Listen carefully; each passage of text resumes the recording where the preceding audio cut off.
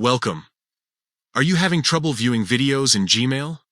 It can be frustrating when videos don't show up as expected, but don't worry, we've got some simple solutions to get you back on track. Let's dive right into how to fix this issue.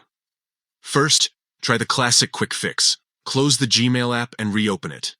This can often resolve minor glitches that might be preventing videos from displaying correctly. Next, let's check your internet connection. A weak or unstable connection is a common culprit behind video playback problems. On your device, open the Settings app and click on the network icon. From there, you can check your network status and ensure you're connected to a stable network. If you're on Wi-Fi, try switching to mobile data, or vice versa, to see if that makes a difference. If the problem persists, it might be an issue with the video file itself. Ask the sender to resend the files. There's a chance the file didn't upload correctly the first time, and a fresh send could resolve the issue. Another simple yet effective solution is to restart your device. This clears out any temporary issues that might be affecting the app's performance. After restarting, open the Gmail app again and see if the videos are now displaying properly.